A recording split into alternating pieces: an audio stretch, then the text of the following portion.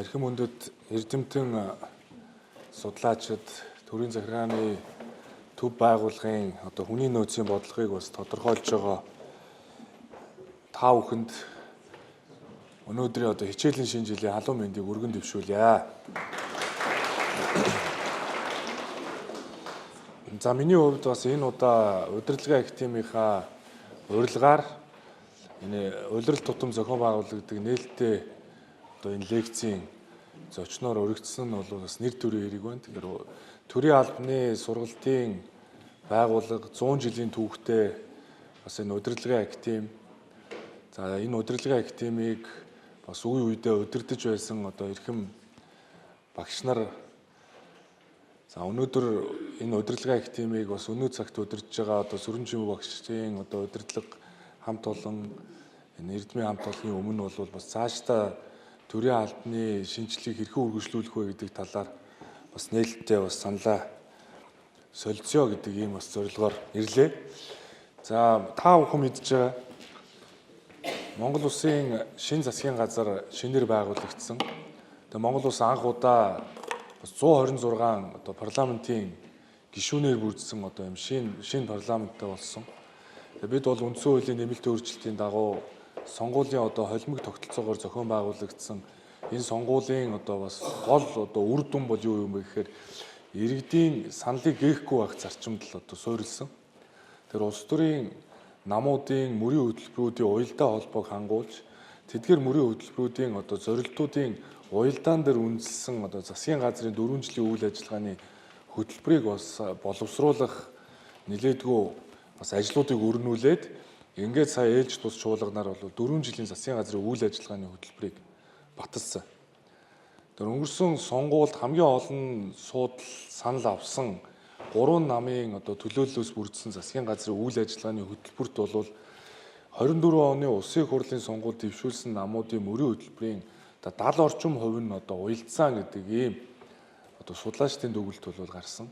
Мэдээж агуулга хэлбэр зорилго бол нэг ч гэсэн түүнд хүрэх арга механизм бол тухайн улс төрийн намын үзэл баримтлалаас болж бас өөрчлөгдөх тохиолдол байх ч гэсэн яг алсын хараа үнэт зүйл бол нэг зүйлийг чиглэж ирсэн.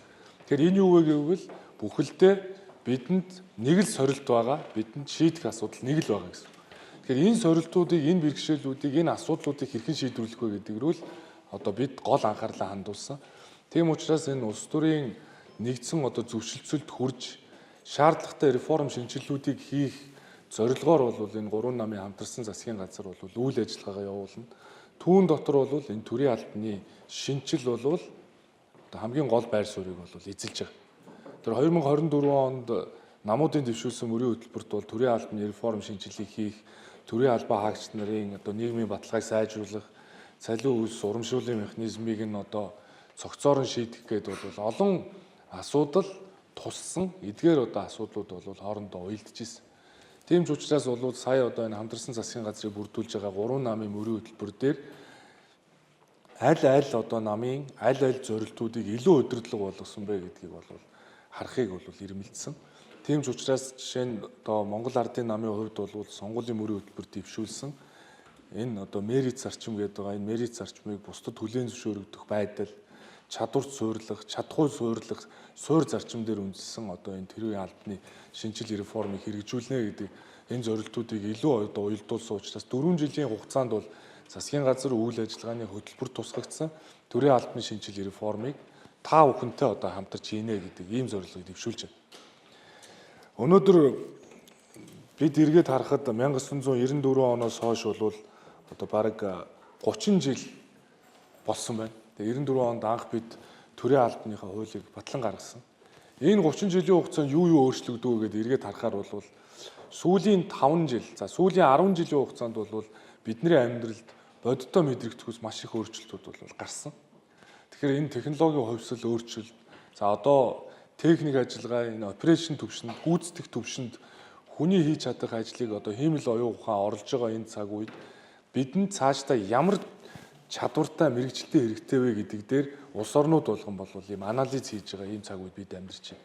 2016 онд Германд тухайн үед улсын их хурлын гишүүдийн бүрэлдэхүүнтэйгээр яг энэ төрийн албаны шинжилгээний чиглэлээр бас нэг 7 хоногийн богино хугацааны сургалтанд хамрагдсан. Тэгээ тухайн үед бол холбооны бүгд найрамд Герман улс хийж ирсэн. Ер нь бол хиймэл оюун ухааны технологийн хувьсэл бол маш олон ажлын байр өгөө болох юм байна. Тийм учраас бид нар бол хөдөлмөрийн зах зээл, боловсролын салбарын одоо нийлүүлэлт хоёрын уялдааг хангуулах бодлогыг барьж байгаа учраас бид нар тодорхой квот тогтоогоод одоо 4 жилийн дараа ямар мэрэгчлэлтэй хэд хэрэгцээ вэ гэдгийг нь тооцчиж тэтгэлгүүдэд зарлж байгаа. Герман бол ихтэй сургуулиуд нь үн төлбөргүй учраас тухайн мэрэгчлэр одоо хэдэн хэмжээний одоо боловсон хүчин хүний нөөц хэрэгтэй вэ гэдэг дээр суурилсан бодлого хэрэгжүүлж байгаа. Ер нь бол яг энэ байдлаараа явах юм бол бараг одоо 20 мянган орчим хүн ажилгүй болох юм нөхцөл байдал бол ажиглагдж байна гэдэг ингээд улс орны хэмжээнд том одоо бодлогын өөрчлөлтүүдийг тухайн үед хийж байна гэж ярьж ирсэн. Тэгээд тэр бол тухайн үед нэг тийм одоо зүгээр одоо саяхан л гэсэн үг шүү дээ. 2016 онд бол их хол сонсогдож ирсэн. Тухайн үед бол зүгээр нэг жолоочгүй машин яваад эхэлнэ, автобусанд кондуктор байхаа болно. За эсвэл одоо зүгээр нэг юм орчуулагч нар гихтэл зүгээр нэг юм энгийн орчуулга хийдэг, махчилж орчуулдаг орчуулагч нар биш.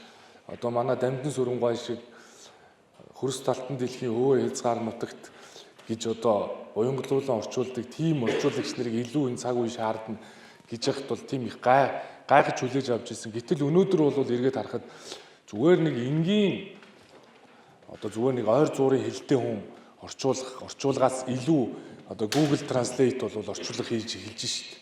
Ер нь агуулга ойлголтыг авдаг болсон байна гэдэг. Ингээд эхлэхээр зайлшгүй одоо юм гүйцэтгэх төвшөнд байгаа зарим ажил мэргэжлүүд бол хоцрогдох. Цаашлаа одоо ер нь бол төрийн албан дэлгүүр бүх салбарт өөрөө зарим ажлын байр үгүй болох ийм эрсдэл нүүрлж байгаа үед бол улс орон болгон хүний нөөцийн бодлогоо нэгдүгээр зорилттой болгож авч үзэж байна. Тийм ч учраас энэ өнгөрсөн 30 жилийг харахад бол бидний амьдрал маш их зүйлүүд бол өөрчлөгдсөн. Өнөөдөр ковидын одоо энэ цар тахал болсон цаг үед хүртэл бид нэр хэрхэн одоо цахимаар хичээл хийж болох юм, хэрхэн одоо тэр мэдлэгийг хүргэж болох юм, хүүхдүүд хүртэл телевизийнхаа өмнө суугаад яаж даалгавраа хийх юм, яаж багшийнхаа хичээлийг сонсох юм гэдэг чинь бидний амьдралд бол тийм том сорилтыг дагуулсан.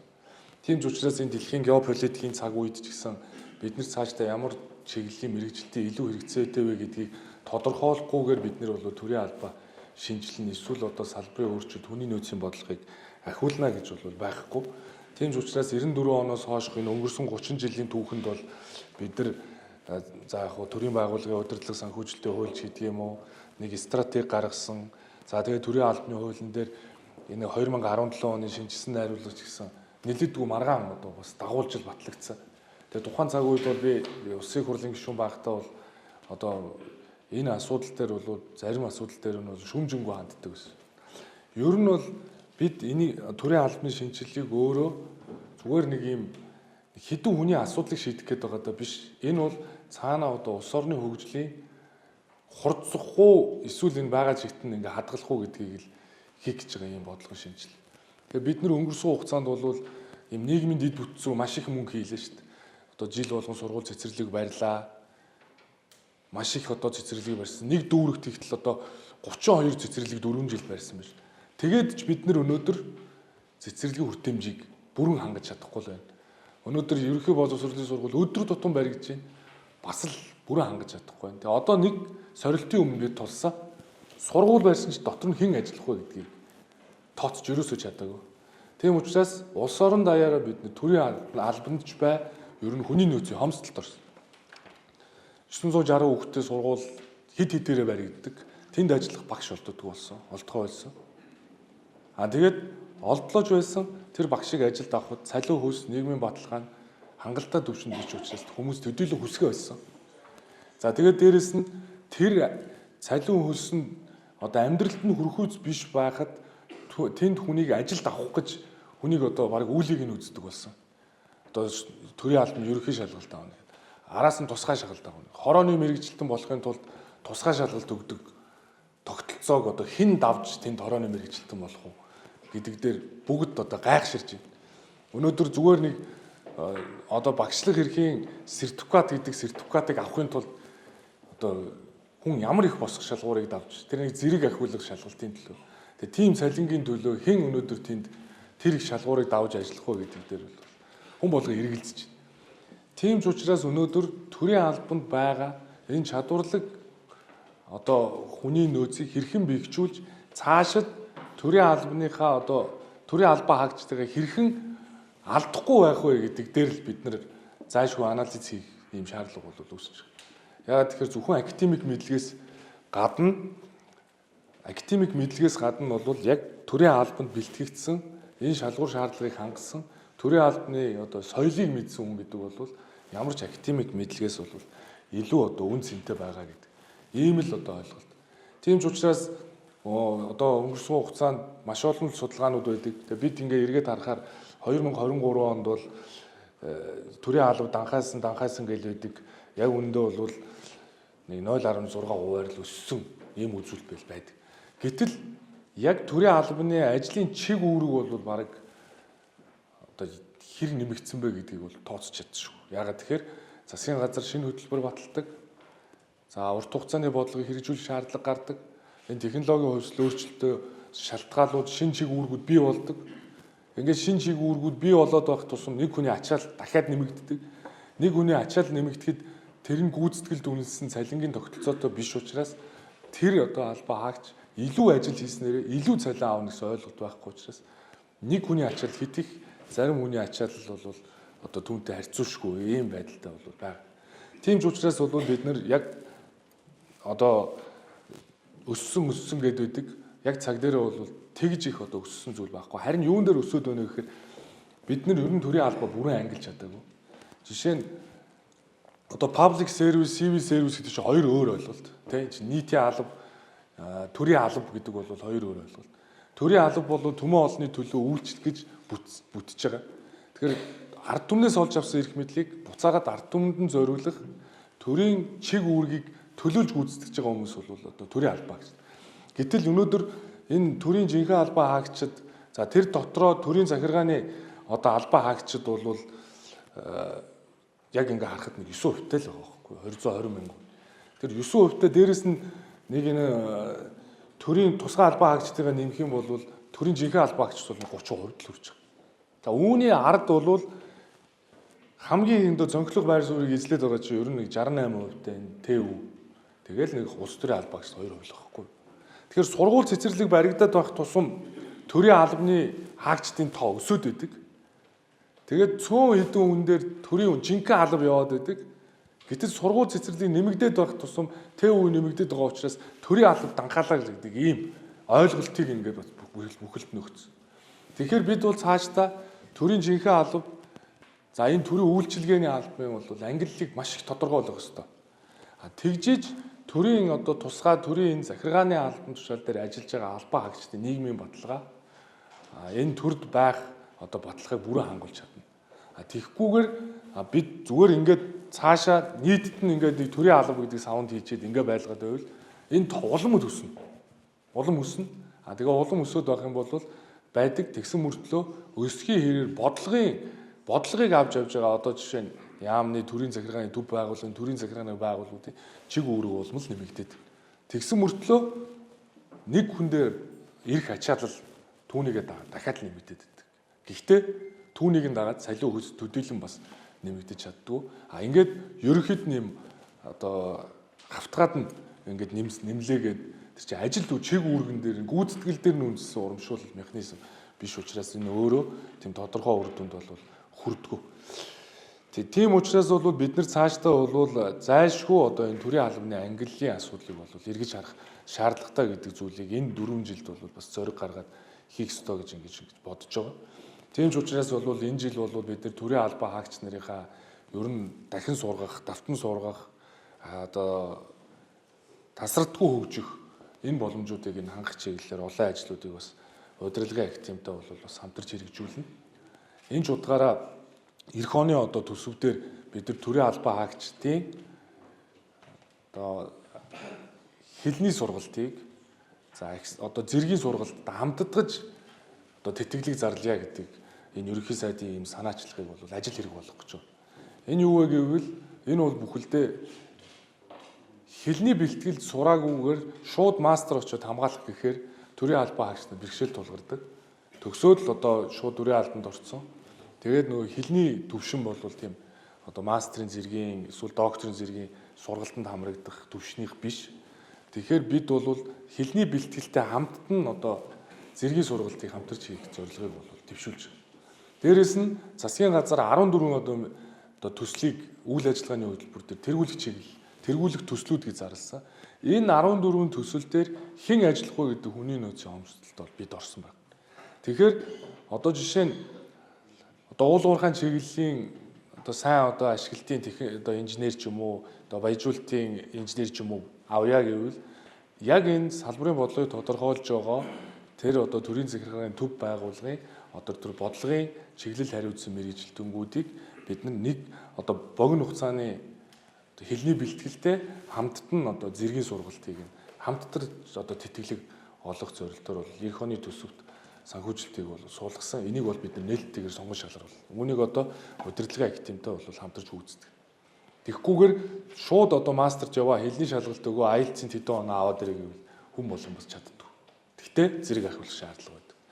Зүгээр нарийн мэрэгжлийн одоо зэрэг ахиулахаас гадна зүгээр одоо тухайн тэр төслийг хэрэгжүүлэхэд бодлогын шинжилгээ хийж байгаа болвол тэр 14 төсөл дээр хамтарч ажиллаж байгаа одоо жишээ нь Францтай, Энтхэгтэй ч гэдэг юм уу бид бол богино хугацааны хөтөлбөр хэрэгжүүлээд яг тэр төсөл дээр тэр төслийн нэгжийг удирдах, бодлогыг нь удирдах тэр төрийн албан хаагчдыг бол богино хугацааны сургалтанд явуулах төсвийг бол одоо эх оны төсөвдөр ингэж одоо суулгаж өгж байгаа гэж бол хэлж болно. Тийм учраас тасралтгүй хөгжих механизмыгаа бол бид нэр бол цаашдаа маш одоо тодорхой болох хэрэгтэй.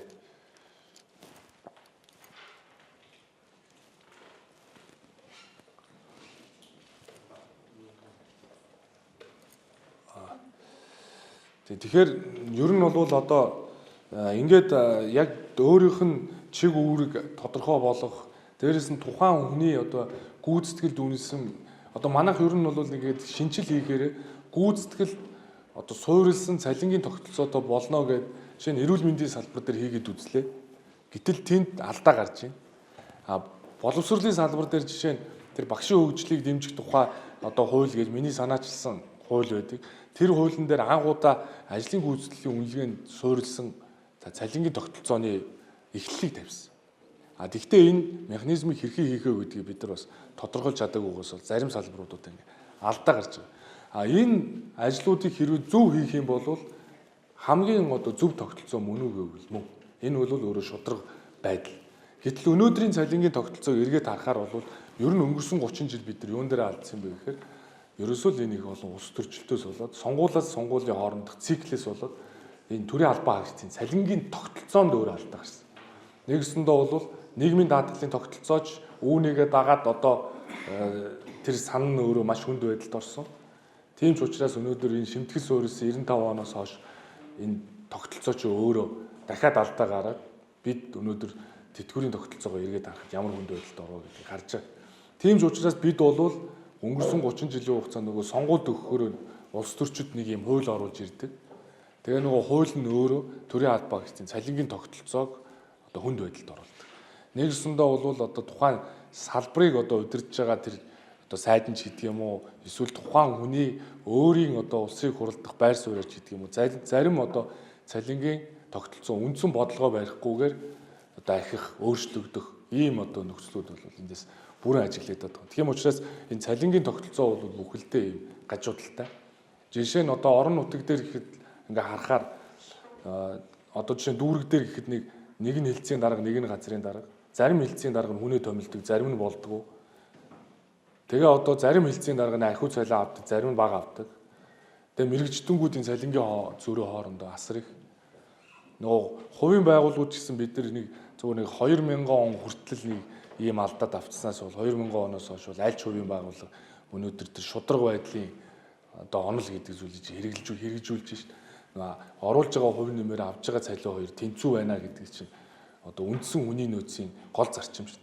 Тийм учраас бол нөгөө хуучин бол мэдээж 90-ад оны ихээр бол зөнгөд зах зээл шилжиж исэн учраас зах зээл шилжиж байхад бол энэ манай маркетингийн менежер бол анх авсан би ингээд тохирсон учраас цалинг ингээд тогтоосон бэн сүүлд ирсэн учраас арай бага тогтоосон ингээд яваад ирсэн. Энэ явхаа болоод эхлэхээр одоо бол түүний оруулж байгаа хувь нэмээр авж байгаа цалинтай тэнцүү байх юм бол хүн сэтгэл ханамжтай байна гэдгийг чи ойлгоод одоо хүний ажлын байрны тодорхойлолт, ажлын гүйцэтгэлийн үнэлгээ гэдэг зүйл чинь хоорондоо уялдаад эхлэхээр хүн болгон ажилдаа сэтгэл хангалуун байж эхэлж шít.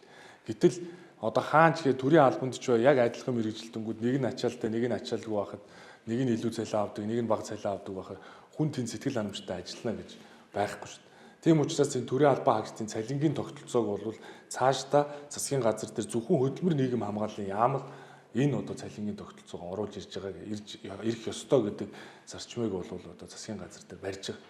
Тийм ч учраас одоо зүгээр салбар болгоо өөрийнхөө цалин өсний тогтолцоог дур дураараа өөрчилсөөр байгаад өнөөдөр энэ цалингийн тогтолцоо чинь ийм замбрааг болцсон байхгүй.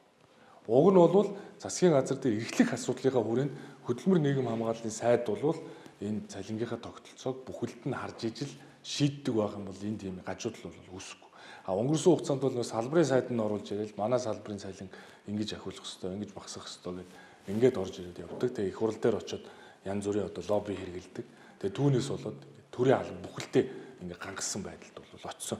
Тийм учраас бол яалж байхгүй одоо цаашдаа бол нэг бодлого, нэг цонхоор харахын тулд бол энэ төрийн албан хаагчдынхаа цалингийн тогтолцоог бол бас эргэж харж нэгдсэн бодлоготой явуулъя гэдэг ийм бол зорилгыг тавьж байгаа. Тэгээ эдгээр дүнгууд бол юунаас харагдаад байна вэ гэхээр одоо энэ хурд сур төвөөс авсан судалгаа төрийн албанаас гарахад нөлөөлж байгаа үтсэн зүйлсийн хамгийн ихэнд бол ерөөсөө л цалиндаа сэтгэл ханамжгүй л гэдэг. Ийм л одоо судалгаа гардаг. Тэгээ хоёрт бол ижил төстэй ажил гүйцэтгэх албан хаагчдад ижил цалин урамшуул авдаг гэдэгтээ санал нийлэхгүй. Тэрс гүйцэтгэх суйрлахгүй байна. Тэгээ гуравт бол сайн ажлууд цалин нэмэгддэг. Ийм л гурван асуудал бол тэргүүлэх байр суурийг эзлээд байна. Тэгэхээр энэ дотор бүхэлдээ бол юунд сэтгэл ханамжгүй байна вэ гэхээр төрийн албан хаагч нар бол цалин хөлсдөө, хоёрт бол ажиллах нөхцөл орчиндөө, гуравт бол өсөн дэвших боломж байхгүй байна гэдэг. Ийм л зүйлийг хэлж байгаа. Анх би бас их хуралд сонгогдоод багшийн хөгжлөд дэмжих тухай хуулийг боловсруулад явж байхад багш нартай уулзаад цалин хөлсний тогтолцоо чи ямар юм бэ гэхээр 5 жил босон хүн л одоо зэрэг ахидаг. Одоо арга зүйчээс тэргүүлэх рүү шилждэг. 5 жил ахиагүй бол 10 олимпиадад хүүхэд нь алтан медаль аваач дэшилдэг. Зэрэг ахидаг. Зэрэг ахихыг яагаад их яриад байгаа юм бэ гэхээр зэрэг ахихгүй бол цалин нэмэгддэг. Тэгээ ерөөсөө нэг жилиг дуусгах жижил зэрэг ахидаг жилиг дуусгах жижил цалин нэмэгддэг.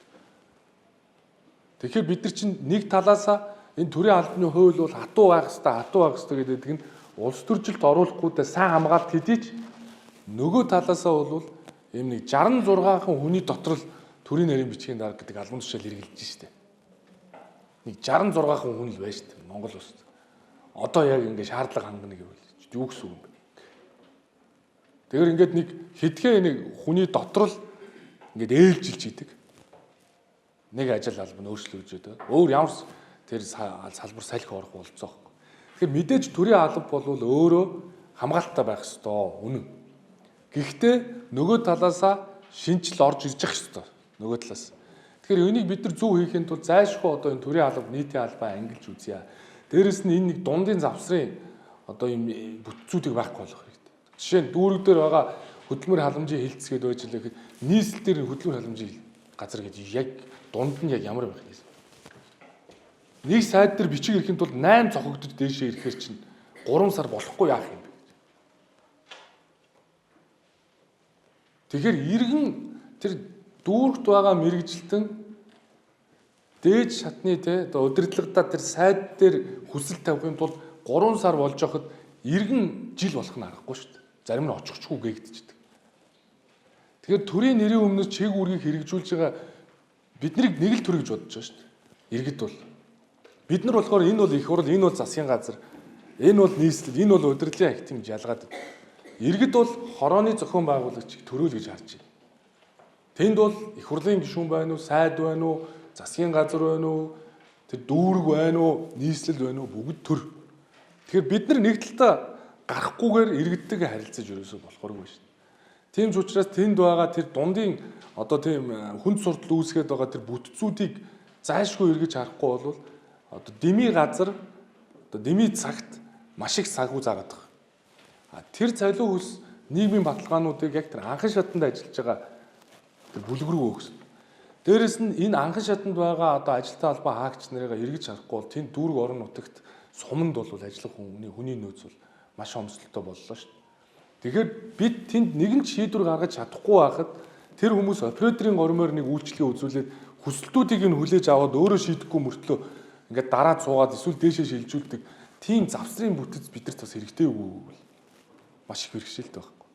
Тийм учраас өнгөрсөн хугацаанд миний хувьд тэр захин хөгжлийн сайдаар ажиллаж байхдаа бол тэр төрийн одоо бараг л 200 гаруй үйлчлэгийг нэгтгэл тэр нэг хурдан цэг гэдэг ингээд дүүргүүдээр байгуулж үзсэн. Тэр хурдан цэгүүд 150 байгуулагдсан. Тэр хурдан цэгүүд бий болсноороо улсын бүртгэгч гэдэг хүн хорон дор байдаг байсан хуучин. Бүртгэл хийгээл сууждаг байсан. Бүртгэгч чинь яг үхээр шийдвэр гаргахгүй гэхдээ зүгээр аваад материалыг аваад ингэ сууждаг байсан. Хурдан цэг гээд нэгэн оператор тэнд очисноороо улсын бүртгэгч нарыг хороодуудаас татаад авсан. Тэгэхээр тэнд ажил доголдоогүй болж л байгаа. Тэгэхээр бүртгэл байна уу, татвар байна уу, халамж байна уу, төрийн ямар нэгэн үйлчилгээг үзүүлж байгаа үйлчилгээнүүдийг бид нэр операторын гормоор үзүүлж бас болно шүү дээ.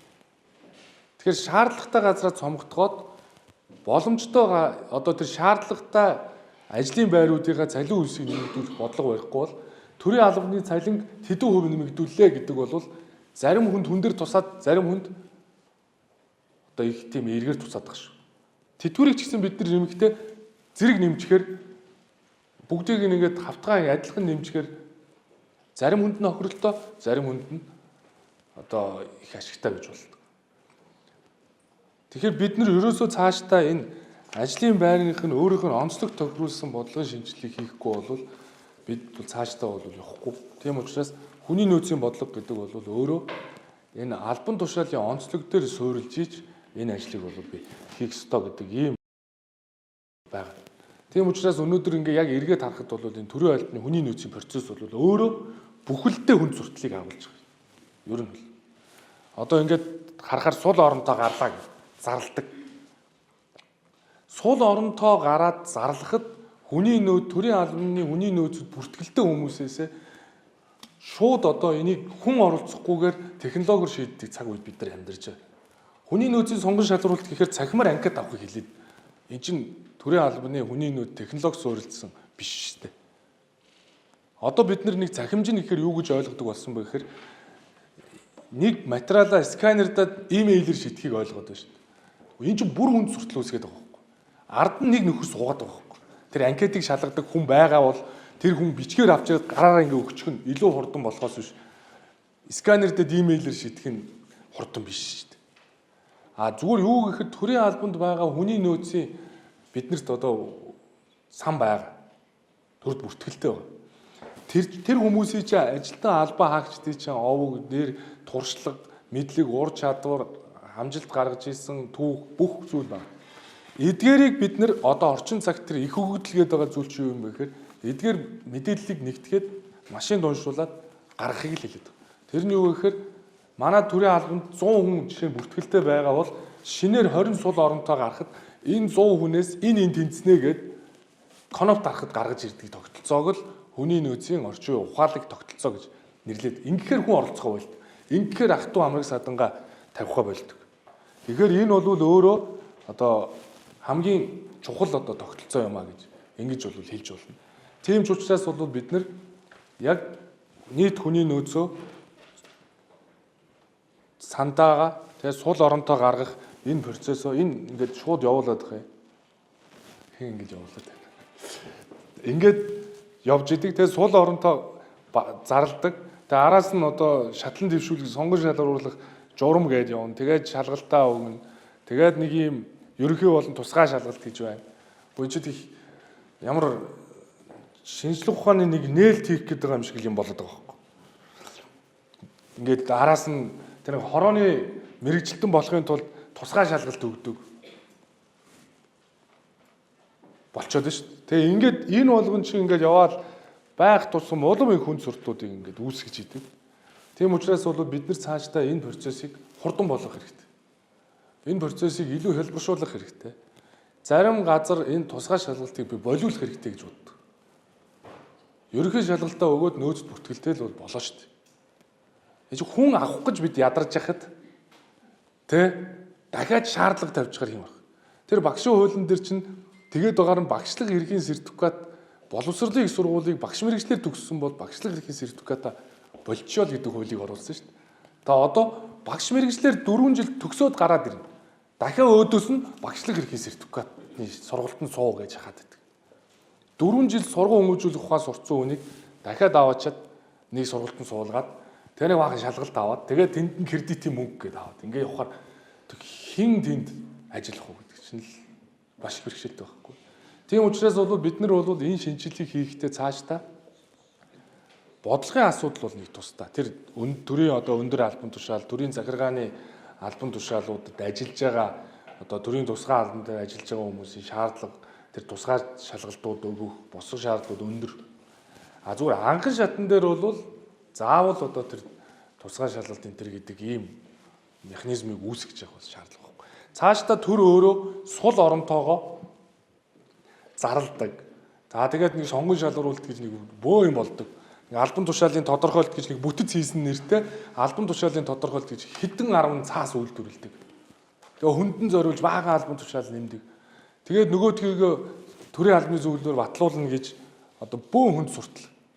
Тэгээ ер нь энэ бүх төвшний энэ хүнд суртал чинь иргэдэд хүндэр тусахгүй байгаа юм.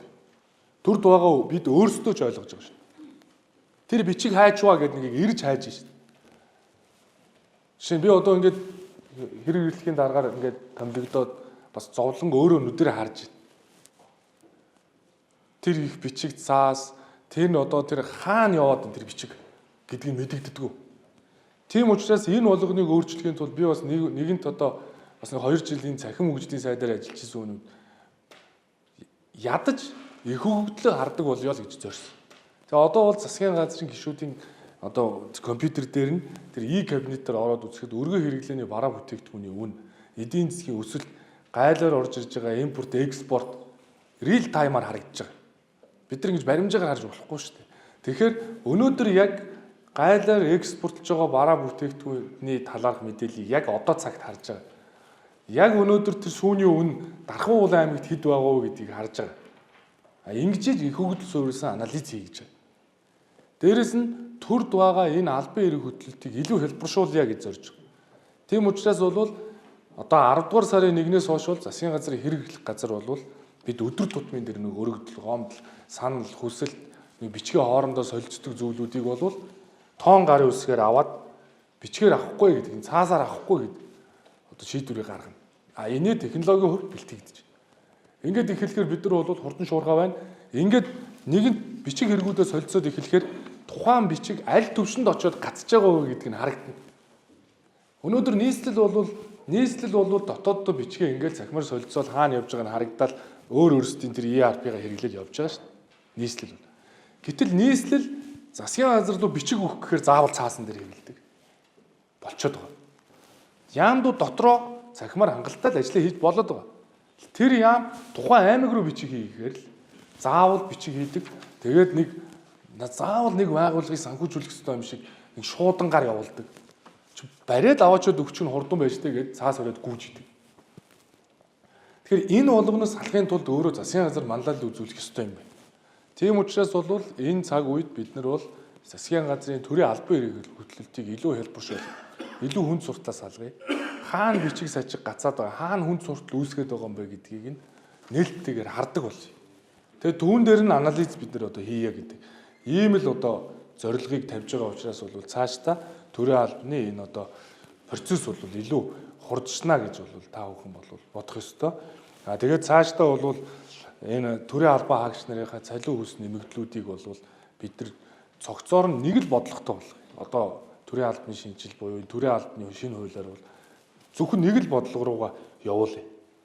Жишээ нь ингээл одоо төрийн захиргаан дээр, төрийн тусгай дээр, төрийн үйлчилгаан дээр гэтэл төрийн улс төрийн дээр гихтэл эн чинь нөгөө цалин хөлсний нэмэгдэл, орон нутгийн нэмэгдлүүд, нийт нэмэгдлүүд бүгд өөр өөр. Тэр маш ойлгомжгүй байдалтай байгаа байхгүй юу? Ойлгомжгүй байдалтай. Тийм учраас бол бид нар бүхэлд нь энэ асуудлуудыг цогцоор нь шийдъя гэдэг зорилт тавьж байгаа. Тэгэхээр цаашдаа бол хөдөлмөр нийгэм хамгааллын одоо салбар, тухайн салбарын одоо яам нь энэ бодлогоо авч явдаг. Ийм одоо тогтолцоор шилжье гэж ингэж зорж байгаа. Тийм учраас бол төрийн албаны хуулийн дараах шинжилгэүүдийг бол хийн. Тэгээ ер нь бол нэгдсэн үндэсний байгууллага ч гэсэн энэ 2024 оны дэлхийн төрийн албаны өдөр болсон үеэр бол гол сорилтуудаа бол зарсан. Түүнд бол нэгт бол технологийн хурдтай хөгжил бол дэлхийд хүний нөөцөд том өөрчлөлтийг авчрах нэ гэдгийг бол хэлж байгаа. Тэгээ ядуурл цаг үеийн өөрчлөлт, дэлхийн дулаарл, гендерийн тэгш бус байдал, хамгийн сүүлд нь дижитал хуваагдал гэж. Дижитал хуваагдал гэдэг чинь том хуваагдал гэдэг зүйл чинь одоо маш том асуудлыг дагуулж байна шүү дээ. Жишээ нь одоо бүх газар интернетийн хүртээмж алга байна. Бүх хүн одоо интернетээр ороод хичээл сонсох тийм болцоо алга байна. Хөдөө орон нутагт энэ дижитал хуваагдал маш өндөр байна. Энийг яаж шийдвэрлэх үү гэдэг. Тэгэхээр өнгөрсөн хугацаанд бид нийгмийн энэ дэд бүтцүүдэд маш их хөрөнгө оруулжээ. Тэгвэл энэ оноос засгийн газар сая 25 оны төсвийг өргөн мэдүүлэхдээ бид энэ удаа бол хатуу дэд бүтц чиглэл рүү. Дээрэс нь тухайн одоо барьсан сургууль цэцэрлэгт хэн ажиллах уу гэдэг хүний нөөцөө бэхжүүлэх чиглэлээр л санхүүжилтийг хийя л зорьсон. Дээрэс нь улс орноо өргөн уудам газар нутгаа томоор нь өргөн агуулгаар нь харьяа. Зөвхөн Улаанбаатар хот төвлөрөөд байдаг энэ төвлөрлийг задлая л гэдэг ийм л зорилтыг дэвшүүлсэн. Тийм учраас өнөөдөр жишээ нь дижитал хуваагддаг дээр гихтэл Монгол улс сансрын үндэсний хиймэл дагуултаа болох төсөл Францтай хамтарч хэрэгжсээр 27 онд хиймэл дагуултаа болвол бид нар улс орныхаа хаанч интернетэд ордог болох ийм л зүйл рүү зорж. Үгүйгээр бид нар шилэн кабелээр интернет татвал малчтын өвлжөөн дээр хүртэл бараг шилэн кабелээр интернет аваач хаас нь халгүй байна шүү дээ одоогийн байдлаар. Тэгэхээр ийм ажил дээр оруулъя. Дээрэс нь өнөөдөр 2021 онд бараг 36 их найд байсан манай дотоодын нийт бүтээгдэхүүн өнөөдөр 70 руу өсөж байна. Энэ тоо 25 оны төгсгөлд 95. Нэгэнт бид нар одоо дотоодын нийт бүтээгдэхүүн маань өсөж байна. Эдийн засгийн өсөлт мэдрэгж байгаа энэ цаг үед үүнийг бид нар бодиттой хөрөнгө оруулалт руу зарах ёстой. Энэ л утгаараа бид нар бол тодорхой хөдөлгөөнүүдийг хийж байгаа. Нэгэнт авцсан гадны хөнгөлөлтөө зээлүүдийг ашиглах ёстой. Эсвэл тэр зээлүүдийг ашиглахгүйгээр ойлгоод байвал цаашдаа өр зээл нь улам л нэмэгдэнэ. Тэгэхээр ямар ч гадны зээлэр хийж байгаа хөрөнгө оруулалт бүтээн байгуулалтын ажил бол цаг хугацаанд дуусснараа хэмнэлтийг л бий болгодог болохоос биш цаг хугацаа удаад байх юм бол энд дандаа л алдагдлыг л бий болгож байгаа. Тийм учраас бол эх оны төсөвдөр бол бид нар энэ ажлуудыг л илүү одоо анхаарч хий гэдэг зорилгоор тэр 14 төслийг хэрэгжүүлэхээр бол зорж байгаа. Тэгэхээр цаашдаа энэ хүний нөөцийн бодлогын шинжил энэ төрийн албаны одоо цалин урамшууллын механизм бол өөрөө одоо зөв тогтолцоороо шилжих ёстой. Үүн дээр төсөвч уялдаж байна. Эх онд бол бид нар хуучин 76 тойрогтой жижиг мажистар байхад гишүүн болгоо өөрийнхөө сонгогдсон 5 суман дээр багийн төв барьдаг, багийн байр барьдаг, жижиг цэцэрлэг барьдаг, сургууль барьдаг, дээврийн фасад, лифтийн шинжил хийдэг асуудлыг бүрэн зогсоосон. Одоо энэ төсвийг тэг жижиглж тарааснаас болоод үр дүн гарахгүй нэ. Хүн аваачаагүй цагт энд өгжил байхгүй нэ. Тийм ч учраас энэ төвлөрлийг задлахын тулд одоо зайлшгүй одоо засгийн газрын байрыг одоо хотоос нүүлгийа гэдэг зорилтыг тавиад эх одоо оны төсвийн тодтгол дээр тодорхой санхүүжилтийг нь бол тусгасан. Дээрэс нь энэ хотын төвд за нийтдээ нэг 770 га дээр байгаа энэ урсгалыг яаж одоо эндээс илүү их задлах вэ гэдэг ийм л одоо бодлогыг бол барьж байгаа. Тийм ч учраас энэ хот өдөөгийн сэргэлтийн хүрээнд хөдөө очиж ажиллах юм бол 40% нэмэгдэл болно. За тэр цалин үйлс урамшууллын бас гадна нийгмийн баталгаа за тэр амьдрах орчин нөхцөлийг сайжруулах чиглэлээр бол бодлого хэрэгжүүлнэ. Дээрэс нь бид бол энэ төрийн албан хаагчдын орон сууцжуулах бодлогын хүрээнд бол бас одоо төсөвт санхүүжилтүүдийг суулгасан. Нэгэн засгийн газрын байр барих юм бол тэнд бид нар одоо төрийн албан хаагчдын орон сууцыг хийхин тулд одоо урьдчилгаан дээр санхүүжилтийг шийдвэрлэе. Ийм зорилгоор хүн амьдрах нөхцөлийг бол биелүүлэх гэж. Дээрэс нь зөвхөн одоо төр хийгээд байхаас илүүтэйгээр өнөө улсын төсвийн хөрөнгө оруулалтаар чинь баг 11-2% хувьтай л хөрөнгө оруулалт шийдгээс бусад одоо санхүүжилт бол эсвэл гадны зээлээр хийж болно, эсвэл одоо буцалтгүй тусламжаар хийж болно, эсвэл төр хувийн хэмжээний үйлчлэлээр хийж болно. Урт хугацаанд. Ийм одоо санхүүжилтийн олон механизмуудыг одоо эх оны төсвүүдээр суулгаж өгсөн гэдгийг хэлмээр байна. Тэгээ одоо бол цаашдаа энэ дэлхийн төрийн албаны өдрөөр нэгдсэн үндэсний байгууллагаас зарласан одоо энэ бодлогуудыг болоод бид нэр үйл ажиллагааны хөтөлбөртөө хэрэгжүүлж явлаа. За одоогийн нөхцөл байдлуудыг бол зүгээр хараад тусаар бол олон дүгнэлтүүдийг гаргасан байдığım байна лээ. Дээрээс нь сая одооны хоёр зөвлөх үйлчилгээний компаниас бол олон улсын зөвлөх үйлчилгээний компаниас энэ төрийн албан дээр нэгдсэн зураг авалт бол хийлгэх ажлыг эхлүүлж байгаа. Тийм учраас бол зөвлөх үйлчилгээ аавна, нэгдсэн зураг авалтуудыг хийн, хөндлөнгийн дүгнэлтүүдийг гаргана. Ингээд тодорхой дүгнэлтийг гаргана. Жишээ нь Дэлхийн банк бол энэ өндөр чадвартай төрийн албыг бий болгох гэсэн энэ зөвлөмжөө өгөхдөө бол төрийн албаны дээд байгууллагыг тодорхойлж, түүний гүйц түвшинд гүйцэтгүүрийг тодорхой болгох, боловсон хүчний асуудлыг яам тамгын газар агентлаг орон нутгийн засаг захиргааны шат дараатай шилжүүлэх, ур чадвартай мэргэжлийн ажил авах, тогтвор сурвалжтай ажиллуулах, албан тушаалын ангил зэрэг цалин өсөй тогтцсон засгийн газар өөрчлөлт хийхийг зөвлөсөн. Ер нь бол энэ агуулгын хүрээнд л байна. Жишээ нь сая 3 нам хамтарсан засгийн газрыг байгуулахдаа улс төрийн шийдвэр гаргах шаардлагатай зарим зүйлийг хамтарсан засгийн газрын гэрээнд тусгасан. Үүн дээр засаг захиргаа нутаг дэвсгэрийн нэгжийн хуваарьд өөрчлөлт оруулаад зарим удирдлагыг орон нутг руу шилжүүлнэ гэдэг дээр бол нэг байж шүү гэдэг дээр тохиролцсон. Жишээ нь одоо аймаг орон нутгууд өөрсдөө засаг захиргааны нэгжийн нутаг дэвсгэрийн нэгжийнхаа хувьд өөрсдөө тухайн асуудлыг шийдвэрлэдэг байхгүй. Энэ олон босоо удирдлагууд бол өөрөө буруу зүгээр явуулж байна. Жишээ нь одоо тэр суманд байгаа, дүүрэгт байгаа одоо хэлтсийн дарга нар, газрын дарга нар дүүргийнхаа даргад нэг удирддаг, эсвэл дээрээ бас босоо удирдлага. Тэгээ үүнээс нь болоод хос улс төрч тэрхлүүд бий болдог. Тэгээ үнэндээ бол тэр дүүрэг орон нутгийн тэр нэгжийг удирдах байгаа хүн хариуцлага хүлээдэг болохоос босоо удирдлагатай байгууллагын хүн тухайн орон нутгийн асуудлыг мэдхэд маш их бэрхшээлтэй шүү дээ. Тэгэхээр Монгол улс хэдийгээр төрийн байгууламжийн хувьд нэгдмэл хийж байгаа боловч яг улс орны онцлогийн хувьд бол энэ 21 аймаг ийм тархсан, ийм өргөн удам газар нутагтай улсуудаар аймаг орон нутаг өөрөө хариуцлага хүлээх бодлогоо өөрөө зангидж авч явах нөхцөлийг бүрдүүлэх гэдэг зорилгоор бол энэ зарим одоо томилгоо болоод энэ боловсон хүчин хүний нөөцийн асуудлуудыг шат дараатаагаар орон нутагт шилжүүлэх гэдгийг бол хэрэгжүүлэх ёстой гэж үзэж байгаа. Тэгээ ингээд жишээ нь нэгдсэн үндэсний байгууллага Монгол улсад мэрэгжлийн иргэн төвтэй төрийн албыг төлөвшүүлэх нь төсөлдөө хүртэл яг л одоо энэ бодлогуудын хүрээнд зөвлөмжүүдийг өгсөн. Жишээ нь төрийн албаа гэж нийтлэг ур чадвар энэ гол одоо ур чадваруудыг шингээсэн чадамжийн хүрээг одоо тодорхойлъё. Тэгээ төрийн жинхэнэ албаа агчийнхаа гүйцэтгэлийг үнэлье. Засгийн газрын хэмжээнд төрийн албаны ажлын хүчний төлөвлөлт хийж хэрэгжүүлье. Засгийн газар төрийн албаны хүний нөөцийн удирдлага нэгдсэн бүтэц бүрдүүлье. Хүний нөөцийн бодлого төлөвлөлтөө сайжруулъя гэдэг ийм одоо бас зөвлөмжүүдийг өгсөн. Тэгэхээр энэ олон улсын байгууллагаас өгсөн зөвлөмжүүд ч гэсэн бодвол нэг л зүйл рүү одоо харж байгаа.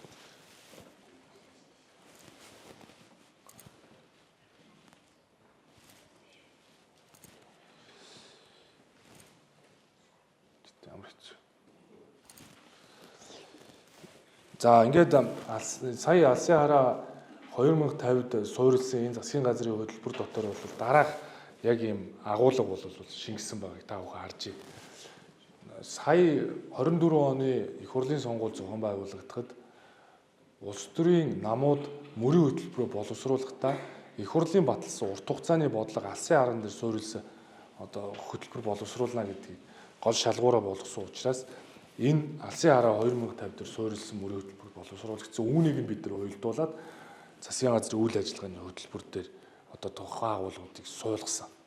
Жишээ нь засаглал гэдэг ийм одоо том агуулга. Энэ засаглал дотор юу багтж байгаа нэхэр ухаалаг засаглал, цахим Монгол, ухаалаг бүтэц, чадварлаг ёс зүйтэй төрийн алба, хүний эрхийг дээдлсэн нийгэм, авилгагүй засаглал гэсэн. Энэ одоо агуулгуудад зорилгоодын хүрээнд бол энэ шингэн дотор нь тодорхойлохдоо бол Монгол хүний хөгжлийг хангасан ухаалаг тогтвортой засаглал тогтож, захиргааны оновчтой бүтэц зохион байгуулалт бүхий төрийн алба төлөвшин, цахим технологи суурилсан иргэн төвтэй төрийн үйлчилгээнд бүрэн шилжиж гэж.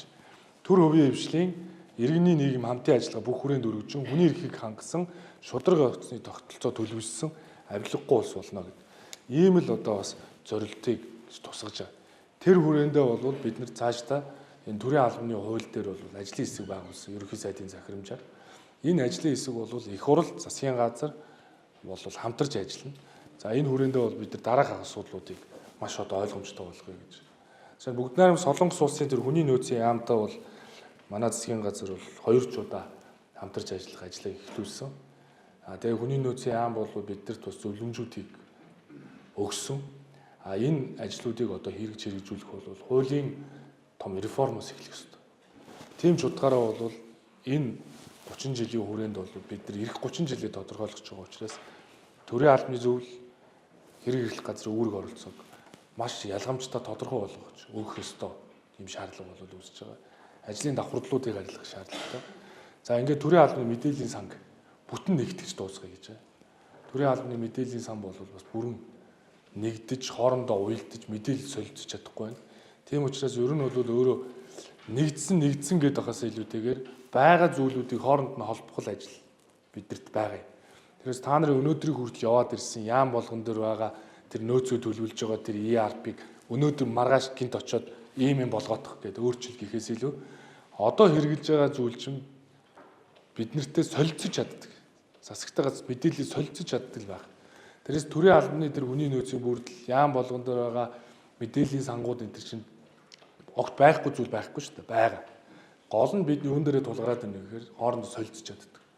За бичиг хэрэг солилцоогч гэсэн дотроо болоод байгаа мөртлөө бусад байгууллагаар болохгүй байна гэдэг чинь тийм дундын ямар нэгэн систем байхгүй гадаа л холбоотой байхгүй. Тийм ч учраас 10 сарын 1-ээс яагаад бичиг хэргийг цахимаар солилцож болно гэдэг нь ихээр дунд нь систем хийгээд та нар юу хэрэгжилж байгаас хамаагүй солилцъё гэдэг ийм л зорилго. За мөн ингээд мерит буюу суур зарчим утгаар нь тусах шаардлагатай байгаа. Албан тушаалын ангиллуудыг цэгцлэх хэрэгтэй байгаа. Чиг үүрийн давхардлуудыг арилгах, ажлын байрны тодорхойлолтуудыг оновчлох, гүйцэтгэлийг хэмжих, цалин үс ур чадварын гүйцэтгэлийг үнэлэх шаардлагатай. Тэгэхээр бид нар бол цаашдаа төрийн албаны мерит зарчим гэдэг зүйлээ маш ойлгомжтой болгоо. Энэ бол одоо meritorious гэдэг үг шүү дээ, тий. Энд чинь одоо илүү хүлээн зөвшөөрөгдөхүйц байдал гэж одоо бид нар бол орчуулах ёстой. Мерит зарчим гэдэг бол хүлээн зөвшөөрөгдөхүйц байдал болохоос биш, тухайн ажил албанд хэдэн жил ажилласандаа бас биш. Бид нар нэг логикийн алдаа гаргаад байна. Тухайн албанд 15 жил ажиллана гэдэг бол тухайн хүн ажлаа хариуцлагатай хийж байгаа, хүлээн зөвшөөрөгдөж байгаа учраас олон жил ажиллаж байна гэж ойлгож үүнийг одоо мерит зарчим гэж томьёолдог. Бид нар болохоор зөвхөн өдрөөс өдрийг өнгөрөөснөөрөө мерит зарчимд хүрэх гээд байна гэж бодоод байвал бас эндүрл. Тийм учраас meritorious гэдэг чинь өөрөө бусдад хүлээн зөвшөөрөгдөхүйц байдал. Одоо яг монгол хэлээр орчуулах нь монгол хэлний үгийн баялаг их том одоо үгийн одоо сонголт ихтэй учраас чадхуун зарчим гэж одоо хуулинд бол тавьчаад байдаг. Чадхуун зарчим нь бол тэ иргэнийг төрийн албан сонгож шалруулах, томилох, чөлөөлөх, ажлын гүйцэтгэлийг үнэлэх, шагин журамцуулах асуудлыг шийдвэрлэхдээ мэр чадвар, мэдлэг чадвар, туршлага, ажлын үр дүнд тулгуурлаа хэлнэ. Энэ хэд их процессыг хуульж ирсэн. Тэгэхээр ингээ хэд их процессыг хуульчлаа. Бид нар бол өөрөө нэг агуулга хаана явахаа мэдэхгүй байж яаж явахаа яриад байгаа болохоор юм алдаанууд гаргаад байна. Тийм ч учраас яг үнэндээ бол ингэж процессыг хуульчлахаас илүүтэйгээр зүгээр мерит зарчим гэдэг бол өөрөө хүлээн зөвшөөрөгдөхүйц байдал энэ чадхуй суйрлана гэдэг бол өөрөө зөвхөн нэг жилээр хамаарагдах ойлголт бас биш байхгүй. Жишээ нь сая ингээ хуулийн өөрчлөлтөн дээр ингээд одоо бид бол ингээ ажиллаж ерөнхий би мэдээллийг сонсож байна л та. Харж байхад бол бас их өөр агуулгууд харагдаад байна. Би чинь 2016 оноос хойш би бас өөрөө энэ сургуулийн захирал байсан. Тэгээ би бас олон улсын магадлалын итгэмж зөвлөл энтерт байсны хувьд би та бүхэндээ бас арай ойроор бодож байна л. Ер нь бол бид нар зүгээр одоо quality assurance гэдэг чинь энэ чанарын баталгаажуулалт гэдэг агуулгыг бүрээ хаяад зөвхөн хөтөлбөр ярьдаг болсон. Тэгэхээр өөрөө төрийн албач гэсэн тухайн хүний албан тушаалын тодорхойлолтод нийцсэн сургалтыг зохион байгуулахдаа чанарын баталгаажуулалт, магадлалын итгэмжлэл гэдэг зүйл чинь хамт явж иж явдаг болохоос биш зөвхөн ингээ хөтөлбөр тулгаснараа асуудлыг бол шийдэж бол бид нар бол чадахгүй. Тийм ч учраас энэ мерит зарчим гэдэг чинь бол өөрөө зүгээр заавал цаг харгалзахгүйгээр шатлан дэвшдэг байх боломжийг олгодог байх хэрэгтэй. Боломжийг олгодог байх хэрэгтэй. Гэхдээ жишээ нь одоо яамдууд, агентлагууд дээр гэхэд төрийн захиргаа удирдлагын газар, за хяналт шинжилгээний газар гэдэг юм уу? Одоо санхүүгийн газар, хуулийн эцэс гэдэг юм уу? Ингээд яам болгонд агентлаг байгууллага болгонд байдаг энэ нэгжүүд бол өөрөө төрийн захиргааны албаа хаагч нар буюу энэ бол хуулиар хатуу хамгаалагдсан. Дээрээс нь тэр ротац хийж болдог. 2 жилийн хугацаанд эрүүл мэндийн яамны төрийн захиргааны дарга 2 жилийн дараа боловсролын төрийн захиргааны дарга хийж болдог буюу яг нөгөө төрийн албаныхаа үндсэн мөн чанарыг мэддэг энэ одоо албан хаагч нар ажилдаг ийм бүтц. Харин яг тэр салбарын бодлогын газар, салбарын бодлогын хэрэгжилтийг зохицуулж байгаа газар бол өөрөө мэрэгч зарчмаар гэхийг дан одоо тэр жилээр нь биш хувийн хвшилд ажилласан, олон улсын байгууллагад ажилласан тодорхой мэрэгжилтэнгүүд дүүцж орж ирэх нөхцөлийг бүрдүүлэх л ёстой. Жишээ нь цахим хөгжлийн яамн дээр очиод би бол хүн ажилд авах гэж бол маш их одоо үүлээ үтслээ шүү дээ би. Яагаад тэгэхээр тим цалингаар инженер мэрэгжилтэй программист хүмүүс ирдгүү. Одоо бүгээл одоо та ингэж байгаа байхгүй. Цахимжилт эрчимжүүлэхээр программистууд ажилд авна гэдэг улам ингээд данхар хүчтэй болгоод байдаг. Үнэндээ бол тэр бодлогыг хэрэгжүүлж байгаа бодлогын тэр газарчин өөрөө хувийн хвшлээс тэр орж ирэх нөхцөлийг нь бүрдүүлээд тодорхой шалгуураар нь оруулж ирээд ажилуулах болцоо байж байх ёстой шүү дээ. Тэгэхээр Mobicom насаараа ерөнхий инженер хийсэн хүн яагаад тэр захим яамны бодлогын газрын дарга биш болохгүй юм бэ гэгээд асуулт асуухаар одоо бид нар хинч хариулж чадахгүй шүү дээ. Яагаад өнөөдөр эрүүл мэндийн яамны бодлогын газрын дарга яагаад өнөөдөр хувийн эмнэлгийг 20 жил өдөрцөн хүн байж болохгүй юм бэ? Яагаад өнөөдөр насаараа мэс засал хийсэн хүн яагаад тэр эрүүл мэндийн яамны хилцээний дарга хийж болдгүй юм бэ? Тэнцэхгүй байна л гэдэг. Тэгээ бүх универсал хүмүүс төрцөө. Нэг өглөөс ирэхдээ нэг эрүүл мэндийн яамны газрын дарга болж идэг, нэг өглөөс ирэхдээ хөдөө аж ахуйн яамны газрын дарга болж идэг. Нэг өглөөс ирэхдээ нэг юм болж идэг гэдэг. Ингээд хэдэн хүн өөрсдөө зориулсан тогтолцоотой болцсон юм шиг байдал харагдаад байгаа. Гэтэл энэ төрийн албанд байгаа тэр жинхэнэ албан хаагчдыгаа бид нар тэр нөхцөлийг нь бүрдүүлээд тэр яг одоо тэр төрийн захиргааны албыг хийх бүх болцоогоор нь хангаад харин цалин өсийг нэмэгдүүлээд ажилуулах. Нөгөө нэг бодлогын дарга хийх гэдэг байгаа хүн чинь тэр төрийн албаны жилч гэдэг юм уу байна уу гэхээс илүүтэйгээр богино хугацаанд үр дүн гаргахыг хүсэж байгаа л хүн багхгүй. Зүгээр тэр салбарын нэг бодлогыг хэрэгжүүлэх гэдэг байгаа дарга бол. Тэгэхээр энэ хоёрыг ингэж заагалж өгөхгүй бол за яг гоо ингэж жилээ явуулж байгаа учраас юу ч хамаагүй хийнэ гэж яваад ахаар чинь салбарт ингээд нөгөө бодлогын шинжил алдагдаад байх магадaltaй мэл. Дээрээс нь бусад одоо магадгүй хяналт шинжилгээний чиглэл.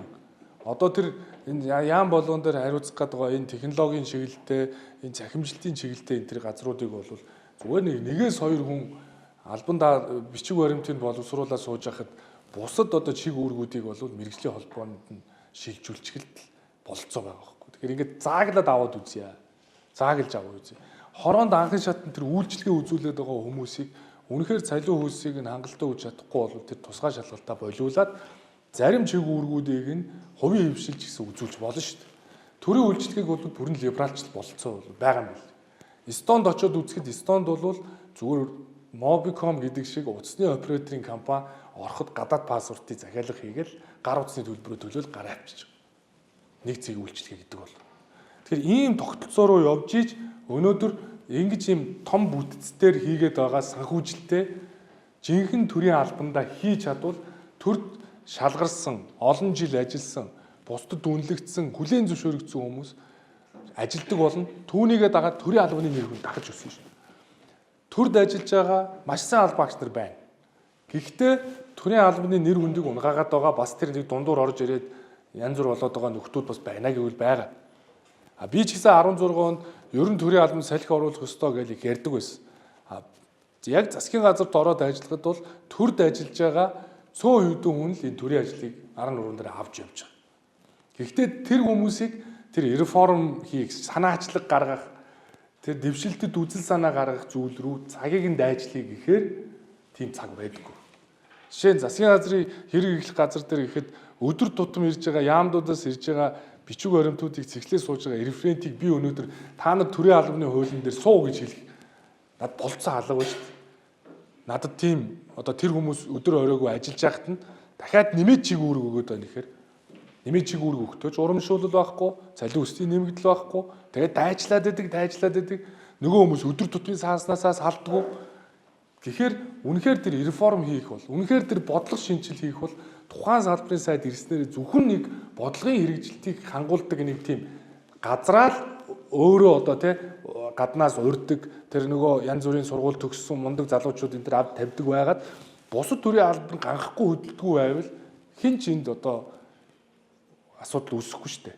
Тэр хүн өөрөө ийм шинжил сайд нь ингээ хийх гэж байна. Энийг нь би ингэж хэрэгжүүлнэ гэхэд бусад төрийн албан ганхахгүй. Жишээ нь Герман цай очиод үзэхэд хамтарсан засаг 49 оноос хойш явсан байна. Тэгэхэд 49 оноос хойш явхад Германы ногоо нам, Германы чөлөөт арчилсан нам гэдэг намууд дээр очиод үзэхэд гадаад яамыг бол ногоо нам удирдд юм а гэж. Тэгээ яадаг вэ гэхээр төрийн албан хаагч нар ямар байдаг вэ гэхээр бүгд ингээд ажиллаа хийдгээ асуудал байхгүй. Зөвхөн ногоо нам удирж байгаа учраас ногоо намын тэр одоо мөрийн хөтөлбөр манай гадаад бодлого дээр илүү хэрэгждэг юм а. Түүнийг нь хэрэгжүүлэхэд нь сайдын ажлын алба баг бүрэлдэхүүн нь шинжилгээ явуулт юм а. Бусад хүн хэвээрээ 49 оноос хойш явсан учраас аль ч нам хамтраа засагт ороод ирсэн төрийн албан хаагч нар хинээс ч айж юмэхгүй ажиллаа хийдэг юм а гэж хэлж. Тэгээ дараагийн сонгуульд яадаг юм бэ гэхээр дараагийн сонгуул болгож жилийн хугацаанд огт улс төр хийлгэхгүй сайд нарыг. Зөвхөн төрийн ажлаа хийдэг. Тэгээ яаж энэ хүмүүс чинь дараагийн сонгуул саналаа өгдөг юм бэ гэхээр ерөөсөө тухайн нам тухайн салбарыг ямар төвшөнд удирдсан бэ гэдгийг хараад үйлчдэг юм аа л. Энэ эдийн засгийн салбарыг чөлөөт арчсан нам удирдсан бол эдийн засаг ямар байсан бэ гэдэг дээр нь тэр намд өгнөд өнгөө тавьд юм аа. Тэрээс өөр улс төрчд энэ баггүй. Гэхдээ бид нар зөв голдрол руу ийм үндэсний зөвшөлтсөлтөөр явж чадах болцоо бол байгаа. Тийм учраас төрийн албаа бид нар хит их үүмүүлэхгүй байх ёстой. Төрийн албаа хамгаалах ёстой. Тийм учраас энэ болгоныгоо илүү зааглаж өгөх шаардлагатай гэж ингэж үзэж байгаа. Тийм учраас энэ Шинэ Зеланд ч бай, Их Британд ч бай, ер нь бол энэ төрийн албыг бол илүү нээлттэйгээр сонгон шалгаруулдаг, мерит томилгоо гэдгийг бол илүү нөгөө тухайн албан тушаал тохирох хүн юм бэ гэдгийг шалгаруулдаг. Ер нь бол хүн болгон сайн чанар байгаа. За миний хувьд бол бас амьдралдаа барьдаг зарчим шигсэн би бол хүн болгон сайн чанар байгаа гэж боддог. Тэр сайн чанарыг хэрэглэх газар нь тавьж чадаагүйгээс болоод тэр хүн алдаа гаргадаг. Маш сайн эмч хүнийг хөдөө аж ахуйн яамны газрын дараагаар тавьчаад л байгаад л асуудал байгаа болохоос биш. Тухайн хүнийг яг чаддаг ажил дээр нь тавихад бол тухайн хүн ажиллаа хийж чадах байх. Тэгээ яагаад тэр өөр салбартаа очсон бэ гэхээр боломж нь тэр байсан юм а гэж ийм юм яриад байдаг. Тэгэхээр одоо нөгөө улс төрчдийг дагаад ингээд тэгээд нэг тим юм үүсчихэд байдаг. Тэгэхээр цаашдаа бид нар бол ерөөсөө тухайн ажил албан тушаалд хэн тохирох вэ гэдгийг шийдэхийн тулд албан тушаалын тодорхойлолтуудыг би одоо засгийн газрын хэрэглэх газрын дараагаар ажиллаж байгаа хугацаанд юудаа чинь төрийн албаны нөөцийг бүгдийг нь нэгтгэн. Дээрэс нь мэдээллийн сан нэгтгэн. Дээрэс нь энэ одоо албан тушаалын тодорхойлолтуудыг яг big data болгоод машин уншдаг болгоно. Тэгээд түүнийг нь боловсруулад орон гарсан дээр хүн оролцохгүйгээр ингээд автоматар тохируулдаг болгох хэрэгтэй. Ингээд төрийн алба ярилцлага хийдэг болох зарчим руу шилжүүл төрийн албанд итгэж үнэмшин. Тэгэхгүй бол төрийн албанд итгэнэ буюу төрд ажиллаж байгаа хүнд итгэнэ гэдэг бол хуучин одоо манай ахмадуудын үеиг шиг энэ төрөө хүндэтгэх ийм одоо сайхан юм аяг тогтно шүү дээ. Тэгэхгүй болохоор одоо бол ийм нэг төрийн албыг ийм хүндтгэе болсон, тэгээ төрдөө ингээ үл итгэдэг болсон, ийм итгэл үнэмшлэн сул болсон мэдээж ийм асуудлууд байгаа учраас эдгээр асуудлуудыг ингээ шийдэх ёстой гэж байгаа. Тэгээ үүний хүрээнд бол нэг юм одоо та бүхэн мэддэг одоо манай удирдлагын активийнхны одоо манай сүрэн огш энтри олон жил ярьж байгаа. Энэ тасралтгүй хөгжил гэдэг зүйл чинь юу юм бэ гэхээр бид нар бол хөгжил гэдэг зүйлийг хөдөлгөөн гэж л ойлгох ёстой. Хөгжил гэдэг бол өнөөдрөөсөө маргааш өөрчлөгдөхийг л хэлдэг. Тэрээс өнөөдрийн Монгол улсыг Сингапуртай харьцуулбал Монгол улс хөгжөөгүй. Гэхдээ өчигдөртөө харьцуулбал урагшилж байгаа шүү. Тэгэхээр хүн ер нь байгаагаасаа урагшилж явах хэрэгтэй. Тэрийг л хөгжил гэж. Тасралтгүй хөдөлгөөн. Тэрэн шиг CPD гэдэг чинь бол continuous одоо professional development гэдэг. Би англид мастер хамгаалах тухайн үед би энийг талаар би бүрэн ойлголтыг авч ийм ажлыг л хийх ёстой гэдгээс харин одоо энэ удаа бас ингээ хийх боломж олдож байгаа шүү. Ер нь CPD оноо гэдэг бол өнөөдөр нийгмийн хариуцлагын оноо. Сайн дурын ажил хийсний оноо. Нийгмийн сайн сайхны төлөө үйлдэл гаргасан болгоны тооцно. Дээрэс нь энэ олон сургалтын төвүүд өөрөө CPD оноог өгдөг болох ёстой. Тэр хүн удирдлагын активийн сургалтанд хамрагдсанараа тэр тасралтгүй хөгжлийн CPD оноо 3 нэмэгдүүл 4 нэмэгдүүл нэмэгдээд явдаг. Энэ нь өөрөө төрийн албанд ороход давуу байдлыг олгодог болох ёстой. Тэр нийгмийн сайн сайхны төлөө 100 мод тарихад түүний CPD оноор үнэлдэг болох ёстой. Тэр хүмүүнлэгийн ажилд оролцоод хүнд туслуул тэр сайн сайхны төлөө цаг уурын өөрчлөлтийн төлөө үйлдэл гаргуул тэр хүнийг үнэлдэг л болох ёстой. Ингэж нийгмийн хариуцлагатай хүн болж төлөвшөж байгаа. Үүнийг нь төрийн албанд ороход үнэлдэг болвол хүн бол идэвхтэй амьдрна. Идэвхтэй амьдрах боломжтой ус. Тэгээд ер нь төрийн албан хаагч нар ч энэ онооны төлөө мэдлэгээ практикт хэрэглэхийн төлөө ингэж явна. Ер нь одоо орчин цагт бол материалын баялагаас илүү мэдлэг үнэлдэг, мэдлэгийн одоо эдийн засгийн тухай ярьдаг ийм цаг үед бид нар амьдарч байна. Дэлхийн топ 10 компани гэсэн дандаа л одоо оюун санааны компаниуд эзэлдэг болчлоо. Эдийн засгч өөрчлөгдлөө, хуваалцах тэр холбох эдийн засгийн ойлголтууд бэхжиж байна. Ийм үед бид нар амьдарч байна. Тэгэхээр ихтэй сургуулиуд ч гэсэн судалгааны сургууль болъё гэж ярихаа боллоо. Одоо Английн бараг бүх сургууль антрепренер сургууль болно л гэж ярьж байна. Юу гэхээр олж авсан мэдлэгийг хэрэгжилж чаддаг л хүний бэлтээ гэж. Тийм ч учраас Европ тэр чигээрээ тэр PISA-гийн үнэлгээгээр яагаад яваад байгаа юм бэ гэхээр оюуны мэдлэгийг практикт хэрэглэх чадварыг л үнэлдэг шүү дээ. Ном уншаад ойлгоцсон шалгадаг. Болцсон байна. 10 ном уншаад ирээрээ биш, нэг ном уншаад хэдэн хувийг ойлгоо гэдэг тэр. Тэгээ энэ тогтолцоо чи ингэж явж хагаад ихтэй сургуульд орохоор, ажлын байранд орохоор насан туршдаа суралцах CPD гэдэг оноогоор үнэлдэг болж эхэлж байна. Тэр үг гэмт хэрэгт холбогдсон бол зодон цохон хийдэг, хулгай дээрэнд одоо өртсөн бол оноо нь хасагддаг. Тэгээ ажилд авахтанд зуучлалт. Өнөөдөр жишээ нь Европын орнууд бол тэр нөгөө хүний хариуцлагын онон дээр нь зээл тамрагдах дээр нь хүртэл босох шаардлага тавьж шít. Өнөөдөр огт банкнда хадгаламжгүй хүн нийгмийн хариуцлагатай амьдрснараа банкныхын данс нь хасах руугаа зээл авч чадчих шít. Гэдэг чинь тэр хүнд итгэж байгаа. Төр нь итгэж хариуцлагатай учраас.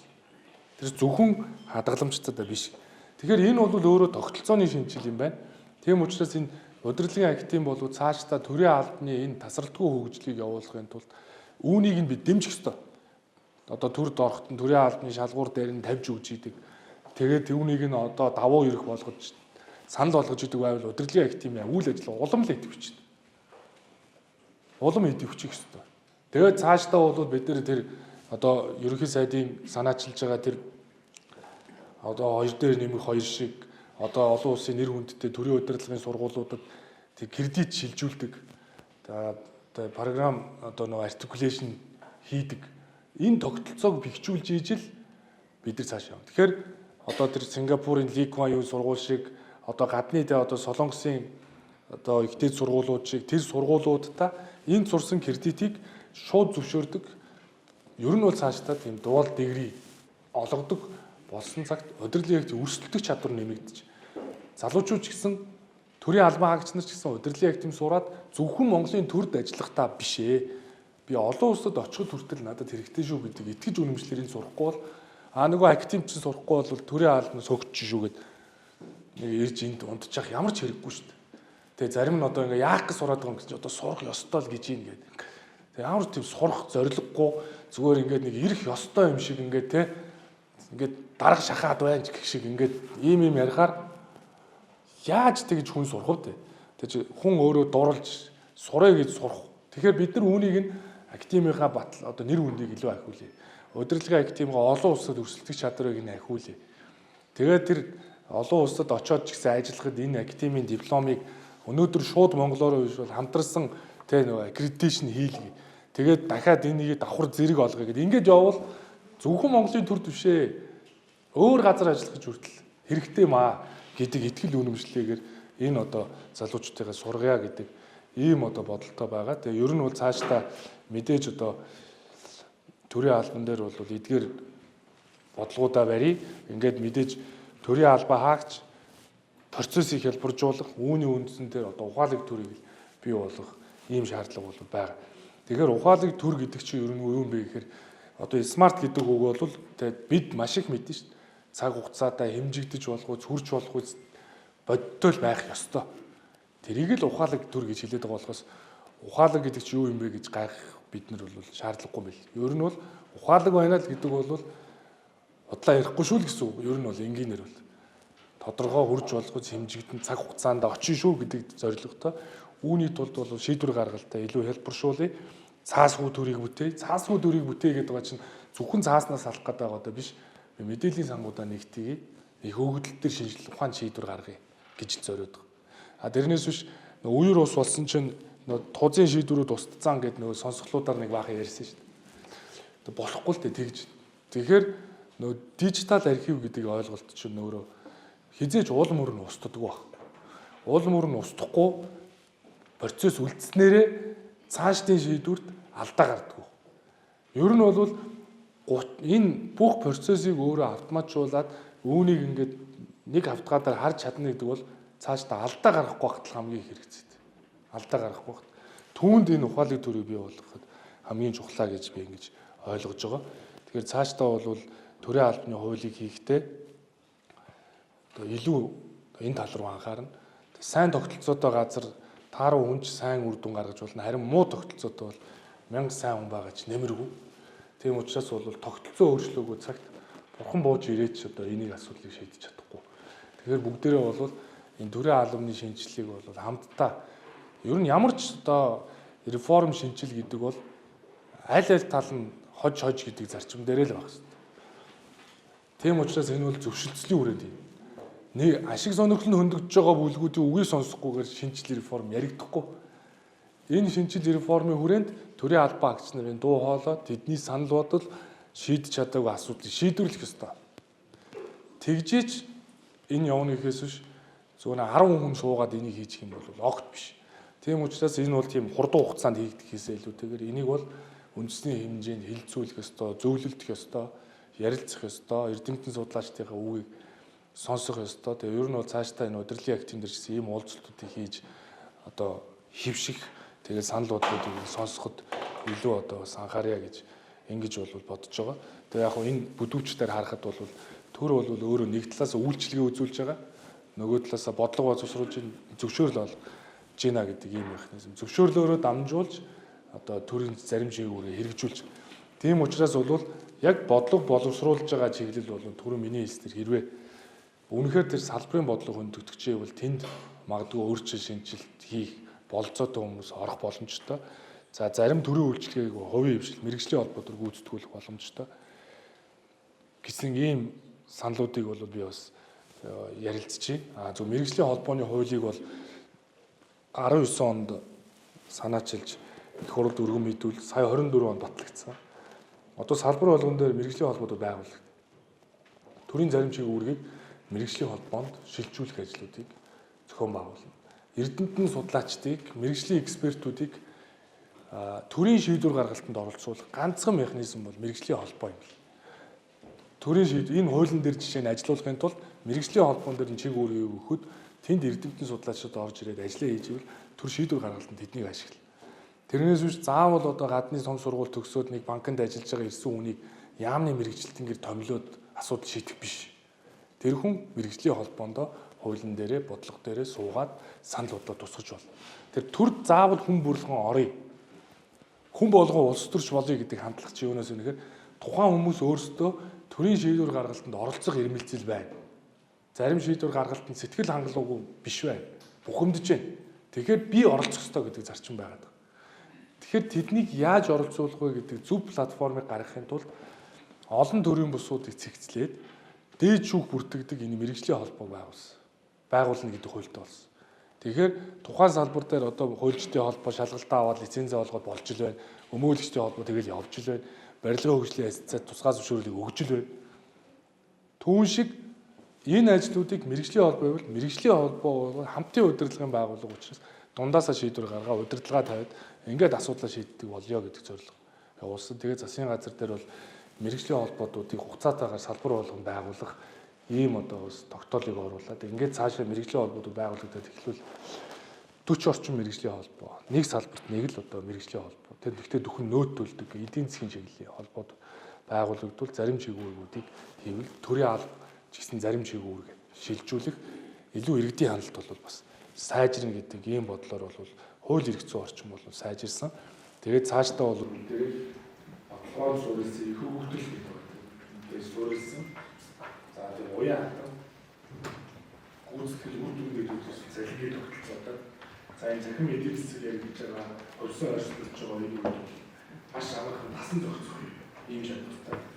Ер нь бол одоо шинэ үеийн иргэдийг бэлтгэхдээ бол насан зохицох чадвартай болёо гэж байна.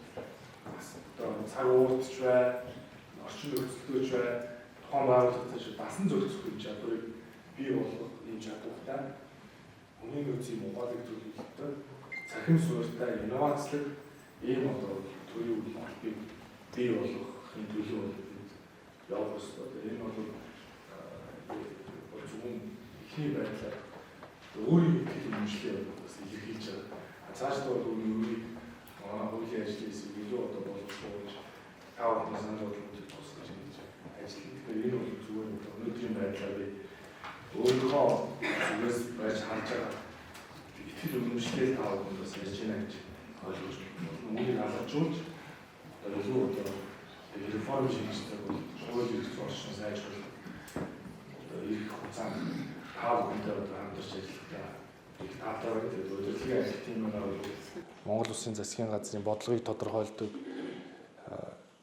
шинжил реформыг одоо манлайлдаг, түүчилдэг одоо хүн болгоны дугуйчны намын дээд сургуулийн одоо нэр хүндтэй тэр байгууллагыг одоо буцааж сэргээж олон улсад зөвшөөрүүлж ажиллахын төлөө бол бас би байгаа цагтаа та бүхэнтэй дэмжлэг үзүүлж бас хамтарч ажиллах болно гэдгийг бас хэлье. Тэгээд өнөөдөр ч гэсэн өнгөрсөн жилийн хугацаанд бол мэдээж одоо удирдлагын агентийн бол бас маш олон одоо төрийн албан хаагч нарын сургалтуудыг зохион байгуулсан. Бас төрийн албан хаагчдын одоо нүдийг сэргээсэн олон одоо бас сургалт уулзалтуудыг би хийхэд оролцож ирсэн. Тэгэхээр гол нь энэ одоо ажлууд, санаачлагууд дээр бодиттой одоо дэмжлэгүүдийг бид нар бол илүү их үзүүлж иж хамтдаа одоо засгийн газартайгаа хамт явж иж илүү одоо амжилтанд хүрнэ. Тийм учраас бол засгийн газрын зүгээс за мөн ерөнхий сайдын зүгээс ч гэсэн одоо та бүхэнд дэмжлэг үзүүлж одоо ингээм хамтарч ажиллахаа бас илэрхийлсэн. Ингээд та бүхэнтэй хичээлийн шинэ жилийн мэндийг дахин дэвшүүлье. Ажлын амжилт хүсье бас зүүмээр орж байгаа төрийн албан хаагч нартаа халуун талархал илэрхийлье. Та бүхэндээ баярлалаа.